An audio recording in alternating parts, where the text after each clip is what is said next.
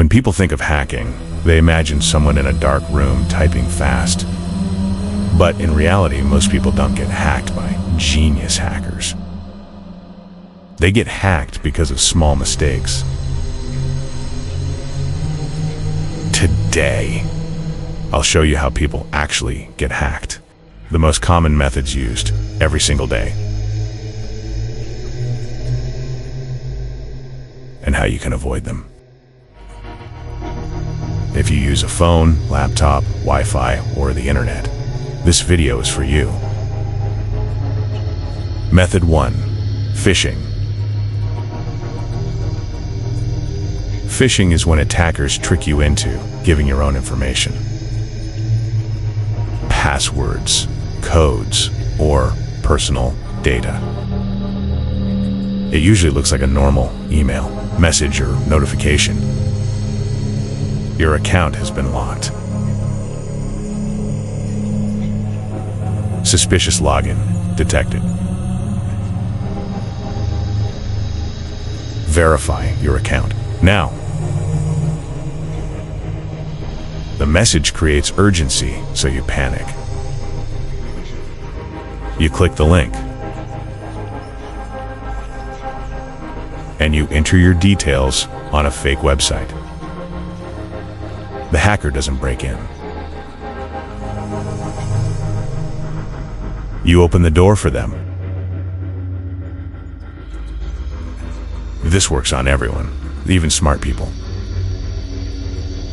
Because it attacks human behavior, not technology.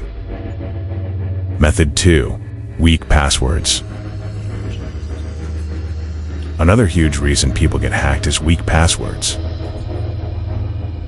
Passwords like 123,456, or a simple word like Mary or Jack, or your name plus birth year, Michael 1974, or just the same password everywhere.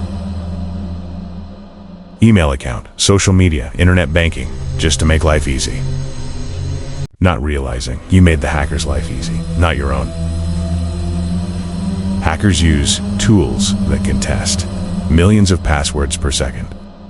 If one website gets hacked and you reuse the same password. Attackers try it everywhere: email, social media, banking. One leaked password can unlock your entire digital life. Method 3. Public Wi-Fi and unsecured networks. Free Wi-Fi feels convenient, but it can be dangerous. In cafes, airports, hotels, clinics, and restaurants, attackers can intercept traffic, create fake Wi-Fi networks, monitor unencrypted data. If you log into accounts on public Wi-Fi without protection, you may be exposing passwords, messages, login sessions, personal documents, pictures, videos, and much more. This is how attackers silently spy on you without you noticing anything.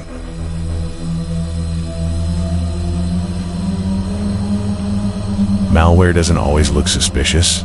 Think again. It can be fake software, a program that pretends to be something legitimate but is actually malware, a scam, a pirated, modified copy, a fake version of a real app. It's designed to trick you. Cracked apps, applications that have been illegally modified to remove payment requirements, license verification, trial limits, account checks, so people can use them for free. Browser extensions, they can read everything you type. They can inject ads or redirect you. They get sold to hackers. They can even slow down your browser, imitate or appear like legitimate extensions. Email attachments. You receive an email. The email looks legitimate. You open the attachment. Boom. You just installed a malware that can install a keylogger, steal saved browser passwords, encrypt files ransomware, spread to other computers, connect to attacker server in mere seconds.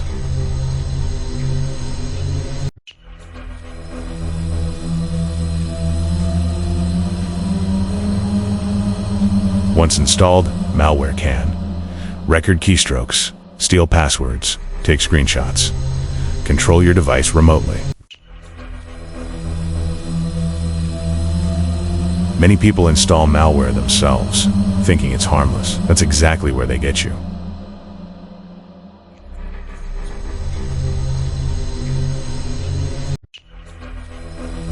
Method 5. Outdated and unpatched software.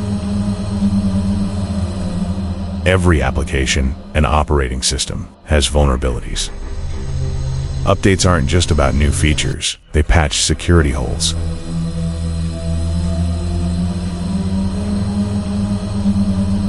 Attackers actively scan the internet for old systems, unpatched software, outdated apps. If you delay updates, you stay exposed. Method 6. Social engineering.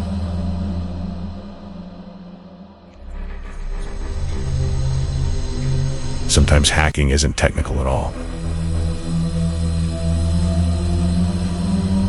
It is psychological.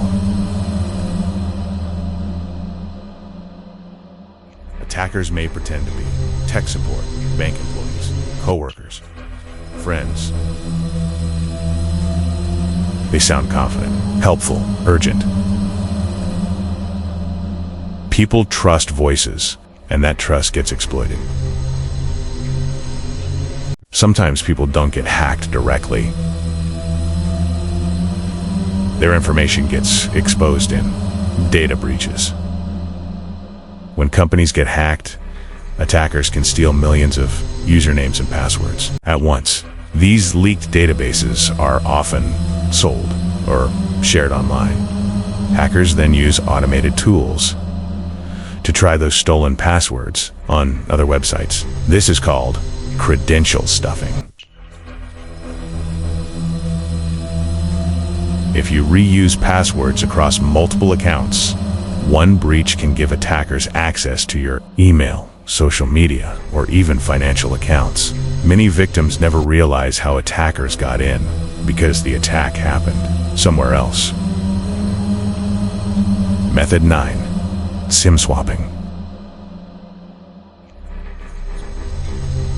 This is when hackers trick or bribe phone carriers into transferring your phone number to a SIM card they control. Once they control your number, they can receive your two-factor authentication codes, password reset messages, account recovery texts. This allows attackers to bypass security, take over accounts, even if you use strong passwords. Many high-profile hacks and cryptocurrency thefts have happened through SIM swapping. Most people imagine hacking as someone breaking through complicated security systems. But in reality, most hacks happen because attackers manipulate people, habits, or small mistakes. The good news?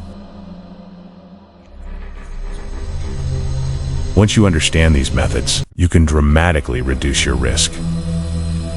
Thank you for watching.